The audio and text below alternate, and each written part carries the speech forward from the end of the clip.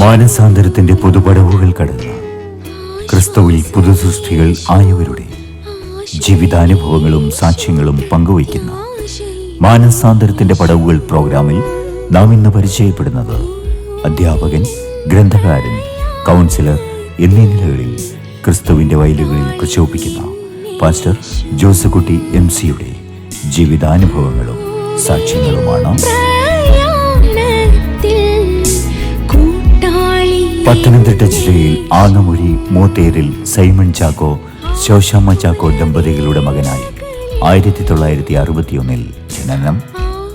Pathanamthitta Catholicate കോളേജിൽ നിന്നും pre ഡിഗ്രിയും പാസ്സായി. കാര്യവട്ടം യൂണിവേഴ്സിറ്റി സെൻട്രലിൽ നിന്നും മലയാളം MA കരസ്ഥമാക്കി. കാലിക്കറ്റ് യൂണിവേഴ്സിറ്റിയിൽ നിന്നും B.Ed പഠനവും പൂർത്തീകരിച്ച് അധ്യാപക ജീവിതം തിരഞ്ഞെടുത്തു. തുടർന്ന് ദീർഘവർഷങ്ങൾ അധ്യാപകനായും അധ്യാപക പരിശീലകനായും SCERT മലയാളം റിസർച്ച് ഓഫീസറായും സേവനം അനുഷ്ഠിച്ചു.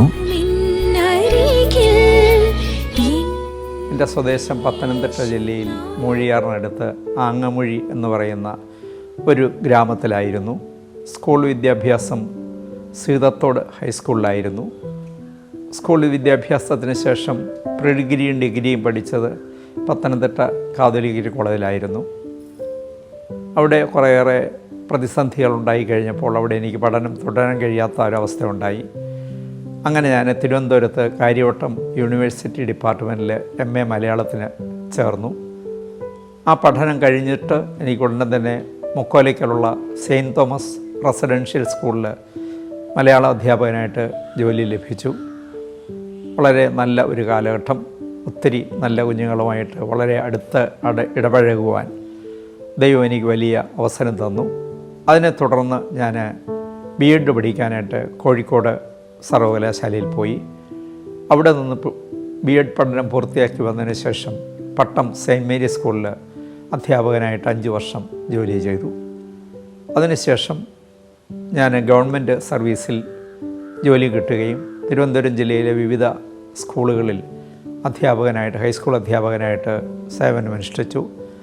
ആ സമയത്താണ് വിദ്യാഭ്യാസ രംഗത്ത് വലിയ മാറ്റത്തിന് കാരണമായ DPP എന്ന പദ്ധതി വന്നത്. ആ കാലഘട്ടത്തിൽ അധ്യാപകർക്ക് പരിശീലനം കൊടുക്കാനായിട്ട് കുറേ പേരെ തിരഞ്ഞെടുത്തു.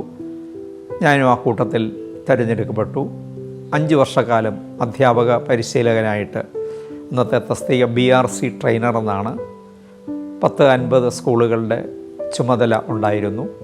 500-ലധികം അധ്യാപകരുമായിട്ട് നിരന്തരമായിട്ട് ഇടപഴകുവാൻ, സ്കൂളുകളിൽ നേരിട്ടെത്തി അവർക്ക് ആവശ്യമായ നിർദ്ദേശങ്ങളും സഹായങ്ങളും നൽകുവാനുള്ള വലിയ കൃപ ദൈവം തന്നു.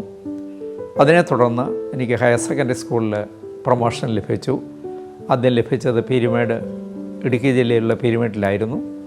അവിടെ നിന്ന് 1 വർഷം പത്തനംതിട്ടയിലുള്ള ഒരു ട്രൈബൽ സ്കൂളിൽ, ഗവൺമെൻറ് സ്കൂൾ തന്നെയാണ്, റെസിഡൻഷ്യൽ സ്കൂളാണ്, അവിടെ പഠിപ്പിക്കുവാൻ അവസരം ലഭിച്ചു. അതിനുശേഷം ഞാൻ 2 വർഷം 2014-16 കാലഘട്ടങ്ങളിൽ തിരുവനന്തപുരം പൂജപ്പുരയിലുള്ള SCERT എന്ന് പറയുന്ന സ്ഥാപനത്തിൽ മലയാളത്തിൻ്റെ റിസർച്ച് ഓഫീസറായിട്ട് ജോലി ചെയ്തു. 6ാം ക്ലാസ് മുതൽ 12ാം ക്ലാസ് വരെയുള്ള പുസ്തകങ്ങളുടെ നിർമ്മാണ ചുമതലയും, അതുപോലെ ആ കാലഘട്ടത്തിൽ വിദ്യാഭ്യാസ രംഗത്ത് വരുത്തിയ മാറ്റങ്ങളിലൊക്കെ വളരെ നിർണായകമായിട്ട് ഇടപെടുവാനുള്ള അവസരം ദൈവം എനിക്ക് തന്നു.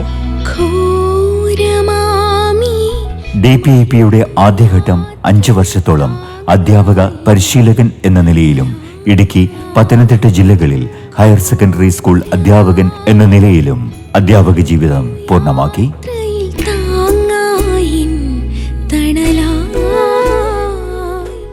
2014-2016 കാലഘട്ടത്തിൽ SCERT മലയാളം റിസർച്ച് ഓഫീസർ എന്ന നിലയിൽ 6 മുതൽ 12ാം ക്ലാസ് വരെയുള്ള മലയാളം പാഠപുസ്തകങ്ങളുടെ നിർമ്മാണത്തിൽ മുഖ്യ പങ്കുവഹിച്ചു. അതിനെ തുടർന്ന് എനിക്കൊരു പ്രൊമോഷൻ ലഭിച്ചപ്പോൾ അത് മലപ്പുറം ജില്ലയിൽ നിലമ്പൂരിന് സമീപം എരഞ്ഞിമങ്ങാട് എന്ന് പറയുന്നൊരു ഹയർ സെക്കൻഡറി സ്കൂളിലായിരുന്നു. അവിടെ നിന്ന് 2017 ഞാൻ റിട്ടയർ ചെയ്തത്. റിട്ടയർ ചെയ്തതിന് ശേഷം നാലാഞ്ചിറയുള്ള സർവോദയ ICSE സ്കൂളിൽ 1 വർഷം അധ്യാപകനായിട്ട് ജോലി ചെയ്യാൻ എനിക്ക് അവസരം ലഭിച്ചു. അധ്യാപകനും കൗൺസിലറും കൂടെയായിരുന്നു.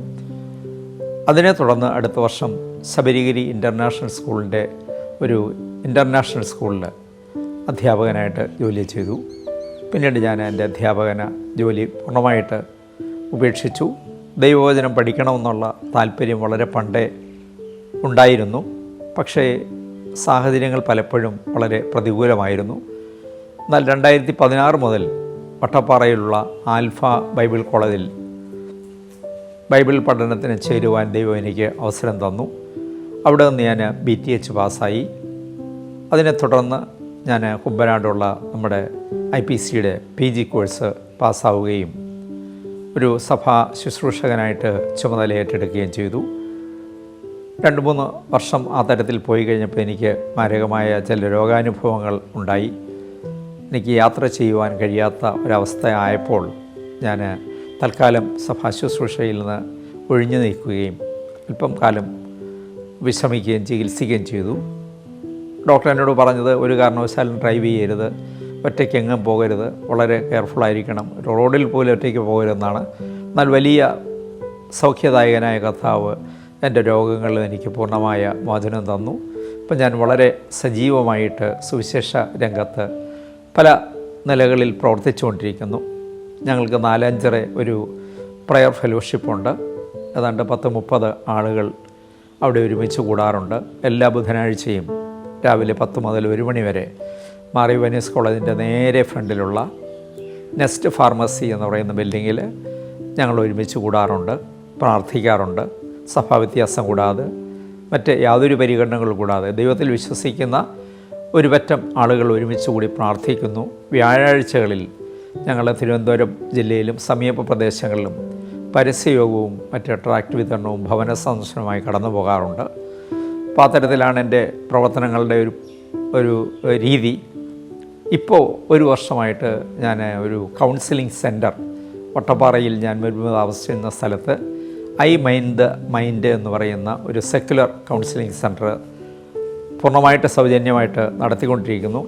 അവിടെ ഒരു 30ഓളം ഡോക്ടേഴ്സ്, 10-50 കൗൺസിലേഴ്സ് ഉണ്ട്.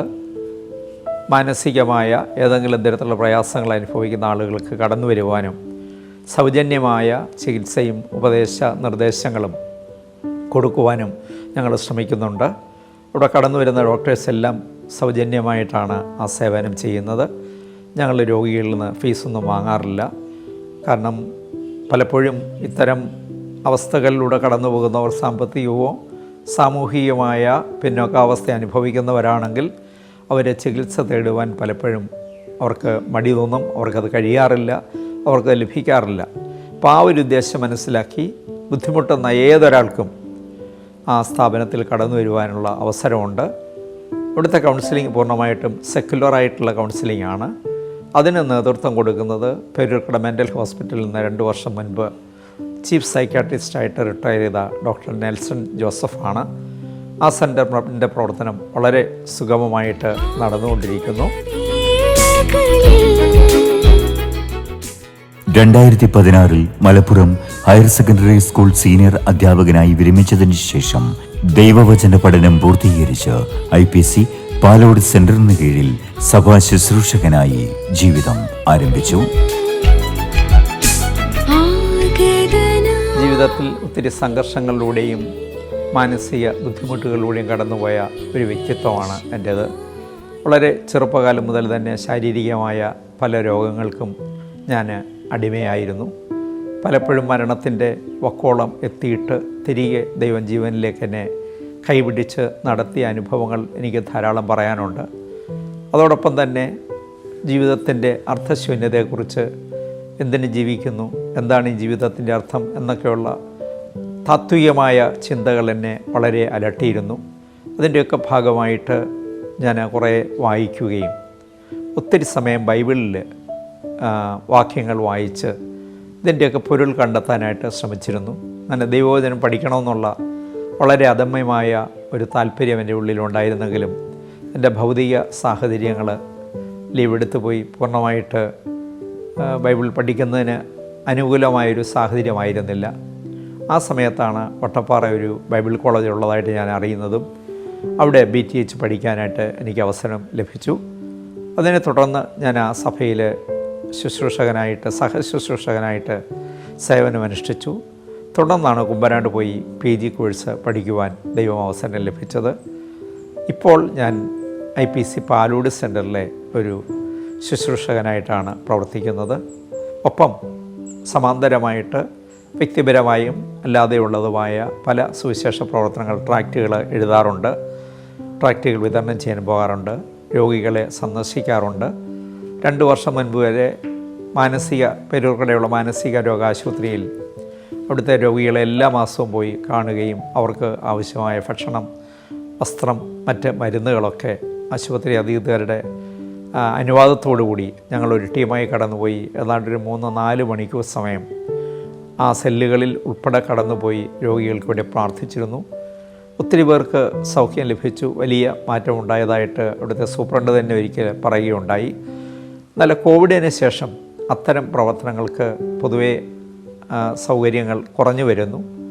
ഇപ്പോൾ പ്രധാനമായിട്ട് ഫോക്കസ് ചെയ്തിരിക്കുന്നത് നാലാഞ്ചിറ നടത്തിക്കൊണ്ടിരിക്കുന്ന നാലാഞ്ചിറ ഗോസ്പൽ സംഘം എന്ന് പറയുന്ന ആ ഒരു സുവിശേഷ സംഘത്തിൻ്റെ പ്രവർത്തനങ്ങളിലാണ്.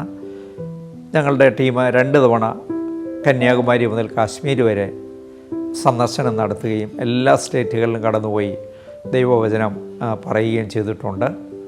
ധാരാളം ആളുകളോട് കടന്നു വരാറുണ്ട്, പ്രാർത്ഥിക്കാറുണ്ട്.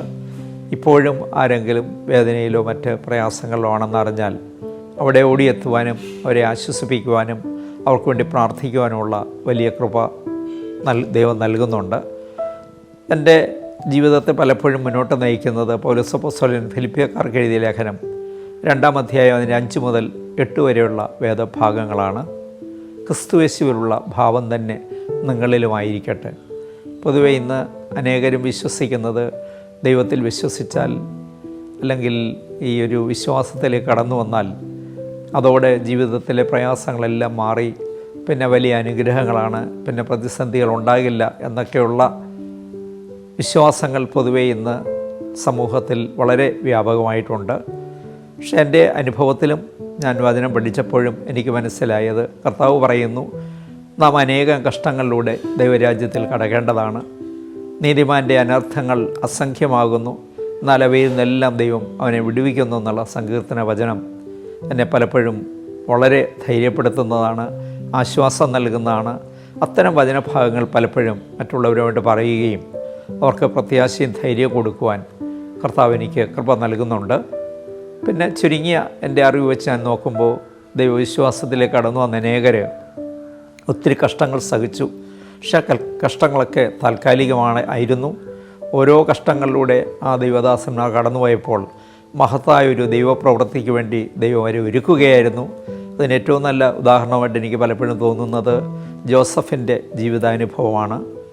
സഹോദരന്മാരാൽ വിൽക്കപ്പെട്ട ജോസഫ് പൊത്തിഫറിൻ്റെ ഭവനത്തിലെത്തി. അത് കഴിഞ്ഞ് ജയിലിലാകുന്നു. ഒത്തിരി കഷ്ടങ്ങളും പീഡകളും സഹിക്കുന്നു. പക്ഷേ ആ കഷ്ടങ്ങളും പീഡകളും ഒക്കെ ഒരു വലിയ മഹത്തായ നന്മയ്ക്ക് വേണ്ടി ദൈവം മുൻകൂട്ടി ഒരുക്കിയ പദ്ധതിയാണ്. യേശുവിൻ്റെ ഏറ്റവും പ്രിയപ്പെട്ട ശിഷ്യനായിരുന്ന യോഹന്നാൻ തൻ്റെ വാർദ്ധക്യത്തിൽ പത്മോസ് എന്ന ദ്വീപിലേക്ക് നാട് കടത്തപ്പെട്ടു.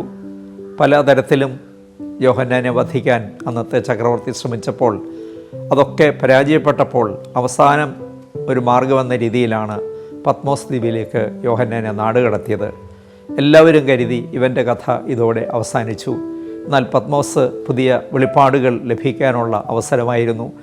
അതുവരെ യേശുവിനെ കണ്ടതിൽ നിന്ന് വളരെ വ്യത്യസ്തമായിട്ട് തേജോമയനായ ഒരു യേശുവിനെ കാണുവാനും ഇനി സംഭവിക്കാനുള്ള വൻകാര്യങ്ങളെക്കുറിച്ചുള്ള വലിയ വെളിപ്പാടുകൾ ലഭിക്കാനും പത്മോസിൻ്റെ അനുഭവം യോഹന്നാൻ്റെ ജീവിതത്തിൽ ഇടയായി. പലപ്പോഴും ഇത്തരം വേദഭാഗങ്ങളൊക്കെ വായിക്കുമ്പോൾ ഞാനും ചിന്തിക്കുന്നത് എൻ്റെ അല്ലെങ്കിൽ എനിക്ക് പരിചയമുള്ള പലരുടെയും ജീവിതത്തിൽ കടന്നു വരുന്ന കഷ്ടതരമായ അനുഭവങ്ങൾ, കണ്ണുനീരിൻ്റെ അനുഭവങ്ങൾ ഒരിക്കലും അവരുടെ നാശത്തിനല്ല, മറിച്ച് വലിയ ദൈവപ്രവൃത്തി അവരിലൂടെ വെളിപ്പെടുവാൻ വേണ്ടിയാണ്. യേശുവിനെ കല്ലറയിൽ വെച്ച് കല്ലുരുട്ടി വെച്ച് റോമൻ ഗവൺമെൻറ്റിൻ്റെ ഇമ്പീരിയൽ മുദ്ര പതിപ്പിച്ചപ്പോൾ, പട്ടാളക്കാരെ കാവൽ നിർത്തിയപ്പോൾ ഭരണാധികാരികളും അന്ന് കൂടെ ഉണ്ടായിരുന്നവരെല്ലാം വിശ്വസിച്ചത് ഇവൻ്റെ കഥ ഇതോടെ അവസാനിച്ചുവെന്നാണ്. എന്നാൽ 3-ാം നാൾ ഉയർത്തെഴുന്നേറ്റ് ഈ കാലഘട്ടങ്ങളിൽ അത്രയും സുവിശേഷം ലോകത്തിൻ്റെ ഏതാണ്ട് എല്ലാ ഭാഗത്തും എത്തിക്കുന്നതിന് സഹായിച്ചത് ക്രിസ്തുവിൻ്റെ ക്രൂശുമരണവും ക്രിസ്തു സഹിച്ച പീഡാനുഭവമാണ്. അതുകൊണ്ട് പലപ്പോഴും നമ്മുടെ ജീവിതത്തിൽ ഉണ്ടാകുന്ന കഷ്ടങ്ങൾ, ദുരിതങ്ങൾ, ഒരുപക്ഷെ രോഗങ്ങൾ, അതൊന്നും നമ്മളെ തകർക്കുവാനല്ല, ദൈവത്തിലേക്ക് നമ്മളെ അടുപ്പിക്കുവാനുള്ള മുഖാന്തരമാണ്. എൻ്റെ ജീവിതത്തിൽ നിന്ന് എനിക്ക് വളരെ ഉറപ്പോടെ, ധൈര്യത്തോടെ, പ്രത്യാശയോടെ പറയാൻ കഴിയുന്നത് ഞാൻ അനേകം കഷ്ടങ്ങളിലൂടെ കടന്നുപോയി. അതെല്ലാം പിൽക്കാലത്ത് വലിയ ദൈവിക അനുഗ്രഹങ്ങൾക്ക്, വിടുതലുകൾക്ക് കാരണമായി. മാത്രമല്ല, ഞാൻ കടന്നുപോയ വേദനകളും സങ്കടങ്ങളും, ഞാൻ അനുഭവിച്ച ദുരിതങ്ങളും അത്തരത്തിൽ വേദനകളിലൂടെ കടന്നു പോകുന്ന ആളുകളെ ആശ്വസിപ്പിക്കാനും അവരെ മനസ്സിലാക്കാനും അവരെ ചേർത്ത് നിർത്താനും എന്നെ വളരെ ഏറെ സഹായിച്ചിട്ടുണ്ട്. ഒരാൾ ഒരു വേദനയെക്കുറിച്ച് പറയുമ്പോൾ ആ വേദന എന്താണ്, അതിൻ്റെ ആഴം എന്താണ്, അവർ കടന്നു പോകുന്ന മാനസികാവസ്ഥ എത്ര ഭയാനകമാണ് എന്ന് തിരിച്ചറിയാനും അവരെ ആശ്വസിപ്പിക്കാനും ദൈവം എനിക്ക് കൃപ നൽകിയിട്ടുണ്ട്. ഈ അനുഭവം തുടങ്ങിയത് ഞാൻ സെൻറ്റ് തോമസ് സ്കൂളിൽ അധ്യാപകനായിട്ട് ജോലി ചെയ്യുമ്പോൾ. അതൊരു റെസിഡൻഷ്യൽ സ്കൂളായിരുന്നു. പല കുട്ടികളും ഒത്തിരി മാനസിക ബുദ്ധിമുട്ടുകളിലൂടെ, പ്രത്യേകിച്ച് മാതാപിതാക്കളെ പിരിഞ്ഞ് ഹോസ്റ്റലിലൊക്കെ താമസിക്കുന്ന കുട്ടികൾക്ക് ഒത്തിരി വേദനകളുണ്ടായിരുന്നു. അപ്പോൾ ആ കുട്ടികളോടൊക്കെ സംസാരിക്കുമ്പോൾ അവരത്തരം വേദനകളും സങ്കടങ്ങളും പങ്കുവയ്ക്കുമ്പോൾ അവരെ ആശ്വസിപ്പിക്കാനും ഒരു പിതൃതുല്യമായ സ്നേഹവും വാത്സല്യവും അവൻ്റെ മേൽ പകരുവാനും എനിക്ക് കഴിഞ്ഞിട്ടുണ്ട്. അതോടൊപ്പം തന്നെ അധ്യാപക പരിശീലകനായി ജോലി ചെയ്ത കാലഘട്ടങ്ങളിലും ധാരാളം അധ്യാപകരുമായിട്ട് നല്ല സൗഹൃദം നിലനിർത്തുവാൻ, അവർ വ്യക്തി ജീവിതത്തിൽ, കുടുംബജീവിതത്തിൽ, ഔദ്യോഗിക ജീവിതത്തിൽ കടന്നു പോകുന്ന വലിയ വേദനയുടെ ഒത്തിരി ആഴങ്ങൾ പങ്കുവയ്ക്കുവാൻ, അത് കേൾക്കുവാൻ, അവരെ ആശ്വസിപ്പിക്കുവാൻ, അവർക്ക് ധൈര്യം പകരുവാനൊക്കെ ദൈവം എനിക്ക് ഇടയാക്കിയിട്ടുണ്ട്. അപ്പോൾ അത് അങ്ങനെയുള്ളവരെയൊക്കെ മനസ്സിലാക്കുവാൻ ഒരു പരിധിവരെ എന്നെ സഹായിച്ചത് എൻ്റെ ജീവിതത്തിൽ ഉണ്ടായ ധാരാളമായ കഷ്ടങ്ങൾ. ഇന്നും പ്രതിസന്ധികൾ എല്ലാം മാറിയിട്ട് ഉണ്ട് എന്ന് ഞാൻ പറയുന്നില്ല. ഒത്തിരി പ്രതിസന്ധികൾ ജീവിതത്തിലുണ്ട്. പ്രത്യേകിച്ച് ഞാൻ 14 വീടുകൾ വാടകയ്ക്ക് മാറി താമസിച്ചു. അതിനുശേഷമാണ് സ്വന്തമായൊരു ഭവനം ദൈവം എനിക്ക് നൽകിയത്. ജീവിതത്തിൽ എന്തെങ്കിലും ഉള്ളതെല്ലാം ദൈവത്തിൻ്റെ ദാനമാണ്. ഈ ദാനം മറ്റുള്ളവരുമായി പങ്കുവയ്ക്കുന്നതിൽ എനിക്ക് വളരെ സന്തോഷമുണ്ട്. നിരവധി സംഘർഷങ്ങൾക്കും പ്രതികൂലങ്ങൾക്കും നടുവിൽ ജീവിതം തുടർന്ന് ക്രിസ്തുവിൽ വിശ്വാസമർപ്പിച്ച് ദൈവവചനത്തിൽ ആശ്രയം കണ്ടെത്തി ക്രിസ്തുവിനു വേണ്ടി ജീവിതം സ്വയം സമർപ്പിച്ച് മാനസാന്തരത്തിൻ്റെ പടവുകൾ കടന്ന് ക്രിസ്തുവിൽ പുതുസൃഷ്ടിയായി മാറിയ പാസ്റ്റർ ജോസുകുട്ടി MC-യുടെ ജീവിതം അനേകർക്ക് മാതൃകയാണ്. ഞാനിപ്പോഴും പല ബൈബിൾ കോഴ്സുകളിലും ചേർന്ന് ഓൺലൈനായിട്ടും ഓഫ്ലൈനായിട്ടും പഠിക്കുന്നുണ്ട്. ലഭിക്കുന്ന സന്ദർഭങ്ങളിലെല്ലാം ദൈവത്തിൻ്റെ സാക്ഷിയായിട്ട് നിൽക്കുവാൻ ഞാൻ ശ്രദ്ധിക്കാറുണ്ട്. അതിനൊക്കെ അവസരങ്ങൾ ദൈവം ഒരുക്കി തരുന്നുണ്ട്. എൻ്റെ ജീവിതത്തിലെ അനുഭവങ്ങൾ, ദൈവം എന്നെ നടത്തിയ വഴികളെക്കുറിച്ചൊക്കെ പറഞ്ഞാൽ ധാരാളം കാര്യങ്ങൾ പറയേണ്ടതുണ്ട്. കാരണം ഞാൻ ജനിച്ച സ്ഥലം വളരെ ഗ്രാമ്യമായ ഒരു സ്ഥലമായിരുന്നു. അവിടെ ആകെ ഉണ്ടായിരുന്നത് നല്ല വാറ്റിയാരായം കിട്ടുന്ന സ്ഥലം, സാൻമാർഗികമായിട്ട് വളരെ മോശപ്പെട്ട ഒരു സാഹചര്യം ഒക്കെ ആയിരുന്നു. അവിടെ നിന്നൊക്കെ ദൈവം എന്നെ ഉയർത്തിക്കൊണ്ട് ഇവിടെ എത്തിച്ചത് നിശ്ചയമായിട്ടും ഒത്തിരി വേദനകൾ ഞാൻ അനുഭവിക്കേണ്ടി വന്നിട്ടുണ്ട്, മാനസിക സംഘർഷങ്ങൾ അനുഭവിക്കേണ്ടി വന്നിട്ടുണ്ട്. പക്ഷെ ഞാൻ ഉറച്ചു വിശ്വസിക്കുന്നു, എനിക്കൊരു ശുശ്രൂഷയ്ക്കുള്ള ഒരു മേഖല തുറന്നു തരാൻ വേണ്ടി എനിക്ക് വേണ്ടി ഒരുക്കിയ പാതകളായിരുന്നു അത്. അതോടൊപ്പം തന്നെ ഇന്നും ഞാൻ കണ്ടെത്തുന്ന അനേകർ ഏറ്റവും പാവപ്പെട്ട, ഒത്തിരി വേദനകൾ അനുഭവിക്കുന്ന, മാനസിക സംഘർഷങ്ങൾ അനുഭവിക്കുന്ന ആളുകളാണ്. അവരെ ചേർത്ത് നിർത്താനും അവർക്ക് വേണ്ടി സമയം ചെലവഴിക്കുവാൻ, അവരെ സന്ദർശിക്കുവാൻ, ചിലപ്പോഴെങ്കിലും അവർക്ക് ആവശ്യമായ സാമ്പത്തിക സഹായങ്ങളൊക്കെ കൊടുക്കാനുള്ള വഴികൾ ദൈവം എനിക്ക് ഒരുക്കി തരുന്നുണ്ട്. ഞാൻ നേരത്തെ സൂചിപ്പിച്ചതുപോലെ എൻ്റെ ബാല്യകാല ജീവിതം വളരെ പ്രയാസങ്ങൾ നിറഞ്ഞതായിരുന്നു. മാതാപിതാക്കൾക്ക് നല്ല ദൈവവിശ്വാസം ഉണ്ടായിരുന്നു. കുടുംബ പ്രാർത്ഥനകൾ വളരെ സജീവമായിട്ട് കുടുംബത്തിലുണ്ടായിരുന്നു. എൻ്റെ പിതാവും മാതാവും നല്ല വിശ്വാസമുള്ള വ്യക്തികളായിരുന്നു. ഞങ്ങൾ 6 സഹോദരങ്ങളാണ്. അപ്പൻ ചെറുപ്പത്തിൽ കൂലിപ്പണിയായിരുന്നു ജോലി. ഇന്ന് വന്യജീവി ആക്രമണത്തെക്കുറിച്ചൊക്കെ കേൾക്കുന്നത് പോലെ എൻ്റെ ബാല്യകാല ജീവിതത്തിൽ ഞങ്ങൾ താമസിക്കുന്ന വീടിൻ്റെ അടുത്ത് കാട്ടാനയും കാട്ടുപന്നിയും കുരങ്ങന്മാരും ഒക്കെ ധാരാളം ഉണ്ടായിരുന്നു. കാരണം ഒരു വനപ്രദേശത്തിൻ്റെ തൊട്ടടുത്താണ് ഞാൻ ജീവിച്ചിരുന്നത്. ഞാൻ MA പഠിച്ചു കഴിയുന്നത് വരെയും എൻ്റെ വീട്ടിൽ ഇലക്ട്രിസിറ്റി ഉണ്ടായിരുന്നില്ല. ഒരു മണ്ണെണ്ണ വിളക്കിൻ്റെ അരണ്ട വെളിച്ചത്തിലാണ് ഞാൻ വായിച്ചതും പഠിച്ചതുമൊക്കെ. അതോടൊപ്പം തന്നെ 10ാം ക്ലാസ് കഴിഞ്ഞിട്ട് പിന്നീട് പഠിക്കാൻ കഴിയുമെന്ന യാതൊരു പ്രതീക്ഷയും എൻ്റെ ജീവിതത്തിൽ ഇല്ലായിരുന്നു. കാരണം എൻ്റെ വീടിൻ്റെ അടുത്ത് നിന്ന് 40 കിലോമീറ്റർ ദൂരെയാണ് ഒരു കോളേജ് ഉണ്ടായിരുന്നത്. അപ്പോൾ ഞങ്ങളുടെ നാട്ടിലെ പൊതുവായ ഒരവസ്ഥ 10ാം ക്ലാസ് കൊണ്ട് വിദ്യാഭ്യാസ ജീവിതം അവസാനിക്കുകയാണ്. എന്നാൽ ദൈവം തുടർന്ന് പഠിക്കാനുള്ള വഴികൾ എനിക്ക് തുറന്നു തന്നു. പ്രധാനമായിട്ട് എന്നെ 7 വർഷവും പഠിപ്പിച്ചത് എൻ്റെ മൂത്ത ജ്യേഷ്ഠനാണ്.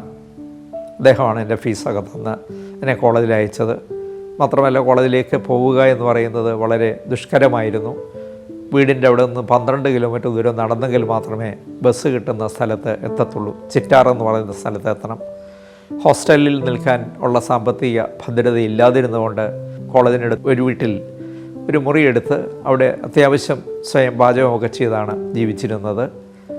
അപ്പോൾ ജീവിതത്തിൽ ഒത്തിരി ബുദ്ധിമുട്ടുകളിലൂടെ സങ്കടങ്ങളിലൂടെയൊക്കെ കടന്നുപോയെങ്കിലും അതൊന്നും എന്നെ നിരാശപ്പെടുത്തിയിട്ടില്ല. അങ്ങനെയുള്ള ഓരോ ഘട്ടങ്ങളിലും ഒത്തിരി പ്രതിസന്ധികൾ വരുമ്പോഴൊക്കെ വചനം വായിക്കും. ഫിലിപ്പർക്ക് എഴുതിയ ലേഖനത്തിൽ എന്നെ ശക്തനാക്കുന്നവൻ മുഖാന്തരം ഞാൻ സകലത്തിന് മതിയായവനാകുന്നു എന്ന വാക്യം പലപ്പോഴും എന്നെ ഏറെ ധൈര്യപ്പെടുത്തിയിട്ടുണ്ട്, ആശ്വസിപ്പിച്ചിട്ടുണ്ട്.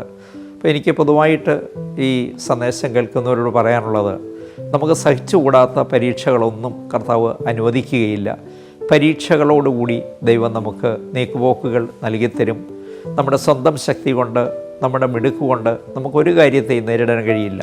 പക്ഷെ നാം പൂർണ്ണമായിട്ട് ദൈവസന്നിധിയിൽ നമ്മെ തന്നെ സമർപ്പിക്കുമെങ്കിൽ ആ പ്രതിസന്ധികളെയെല്ലാം അതിജീവിക്കുവാൻ ദൈവം നമുക്ക് ശക്തി നൽകും. ആ പ്രതിസന്ധികളെ അതിജീവിച്ച് നമ്മൾ വളരെ ശോഭയോടുകൂടി പുറത്തു വരും എന്ന കാര്യത്തിൽ യാതൊരു സംശയവുമില്ല. വേദപുസ്തകത്തിലെ ഉൽപ്പത്തി മുതൽ വെളിപ്പാട് വരെയുള്ള 66 പുസ്തകങ്ങളും നമ്മെ പഠിപ്പിക്കുന്ന വലിയ പാഠം അതാണ്. ജീവിതത്തിൽ കഷ്ടതകളുണ്ട്, ബുദ്ധിമുട്ടുകളുണ്ട്. പക്ഷെ ഒരു രാത്രിയും ഒരു രാവും പുലരാതിരുന്നിട്ടില്ല എന്ന ആ മനോഹരമായ പാട്ടിൽ സൂചിപ്പിക്കും പോലെ കഷ്ടതകൾ വരും, ബുദ്ധിമുട്ടുകൾ വരും, പ്രതികൂലങ്ങൾ വരും. എന്നാൽ അതിൽ നിന്നെല്ലാം വിടുവിച്ച് നമ്മെ അനുഗ്രഹിക്കുന്ന ഒരു ദൈവം, ആ ഒരു ദൈവത്തിൽ വിശ്വസിക്കാൻ കഴിയുക എന്ന് പറയുന്നതാണ് ഈ ലോക ജീവിതത്തിലെ ഏറ്റവും വലിയ ഭാഗ്യം. അനേകർക്ക് ഈ ഭാഗ്യം ലഭിക്കുന്നില്ല. അങ്ങനെ ഈ ഭാഗ്യം ലഭിക്കാതിരിക്കുന്നവരെ കാണുകയും കർത്താവിൻ്റെ ഈ സ്നേഹത്തെക്കുറിച്ച്, ഈ രക്ഷയുടെ അനുഭവത്തെക്കുറിച്ച് അവരോട് പറയുവാനുള്ള വലിയ ഉത്തരവാദിത്വം എല്ലാവർക്കുമുണ്ട്. ആർക്കെങ്കിലും കുറച്ച് പേർക്ക് മാത്രമായിട്ടുള്ളതല്ല. കർത്താവ് ശിഷ്യന്മാരോട് അവസാനമായി പറഞ്ഞത്, നിങ്ങൾ പുറപ്പെട്ട് ലോകമൊക്കെയും ഈ സുവിശേഷം അറിയിക്കുക എന്നതാണ്. ഇന്ന് പലരും ആശങ്കയോട് ചോദിക്കുന്നു, കർത്താവ് വരുമെന്ന് പറയാൻ തുടങ്ങിയിട്ട് കാലങ്ങളായി, കാത്തിരിക്കാൻ തുടങ്ങിയിട്ട് കാലങ്ങളേറെയായി. പക്ഷെ ഇത്രയും കാലമായിട്ട് വന്നില്ലല്ലോ.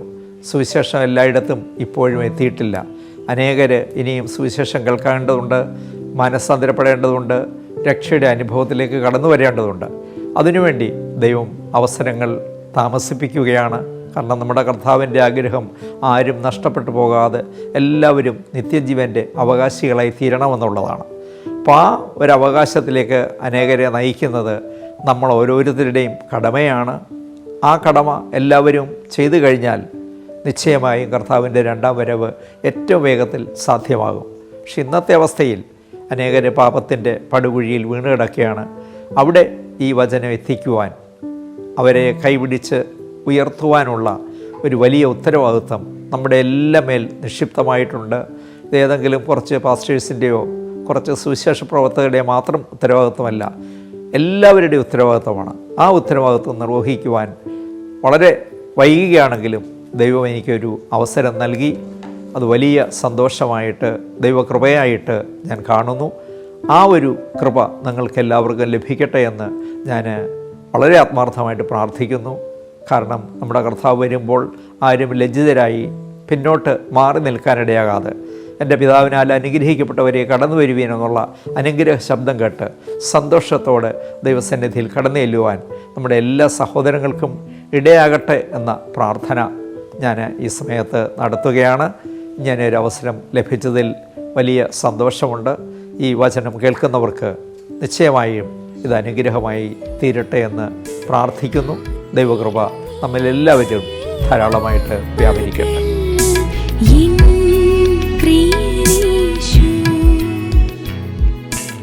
അധ്യാപക ജീവിതത്തിൽ നിന്നും വിരമിച്ചതിന് ശേഷം IPC പാലോട് സെന്ററിന്റെ കീഴിൽ സഭാ ശുശ്രൂഷകൻ, നിരവധിയായ സുവിശേഷീകരണ പ്രവർത്തനങ്ങളുടെ സംഘാടകൻ, കൗൺസിലർ, നാലാഞ്ചിറ ഗോസ്ബൽ സംഘം പ്രേയർ ഗ്രൂപ്പ് ലീഡർ, സഞ്ചാര സുവിശേഷകൻ എന്നീ നിലകളിൽ ക്രിസ്തുവിനു വേണ്ടി പ്രശോഭിക്കുന്ന പാസ്റ്റർ ജോസുകുട്ടി MC-യുടെ ജീവിതാനുഭവങ്ങളും സാക്ഷ്യങ്ങളും പങ്കുവെച്ചുകൊണ്ട് മാനസാന്തരത്തിന്റെ പടവുകൾ ഇന്നത്തെ അധ്യായം ഇവിടെ പൂർണ്ണമാവുന്നു.